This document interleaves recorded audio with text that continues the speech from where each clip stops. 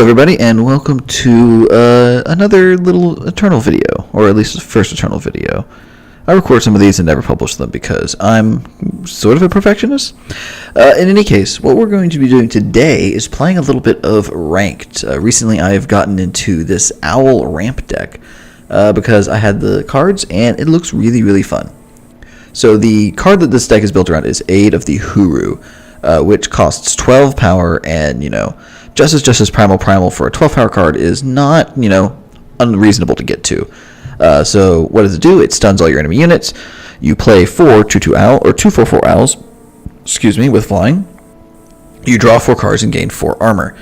The armor is not super relevant. The only weapon in the deck is Auric Runehammer, but Aid of the Hooru is essentially our endgame card. Not only can it help us kill the opponent because we will have units in play and all our opponent's units won't be able to do anything for a turn or two. We also get 2 owls to help us in the game, and we get to draw cards to help make sure that we get to do things, and 4 armor to help us kind of stay alive. This card was recently buffed to draw 4 cards from draw 2 cards, and draw 4 is definitely much better on this deck.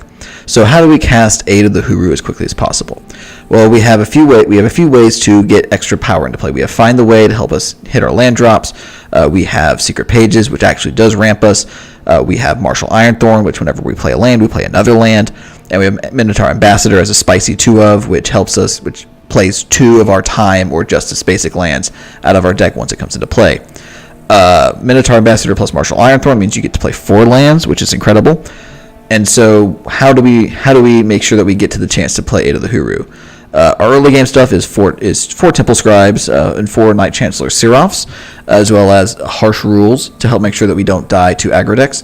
Desert Marshal is great against cards like Dawnwalker and other cards that we have to worry about whether or not we need to silence things or not, because Dawnwalkers, especially given Killer, can be hard for this deck to deal with.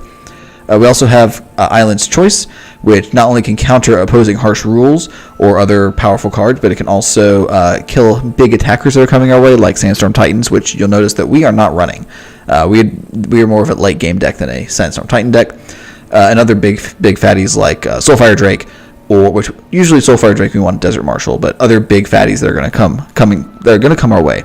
Auric Runehammer is just basic removal. Great Parliament is another just classic Combray card that is going to help us win the late game, because there's definitely been times where I've been playing this deck where you're making 4 owls off of it because you had just managed to get to 16 power.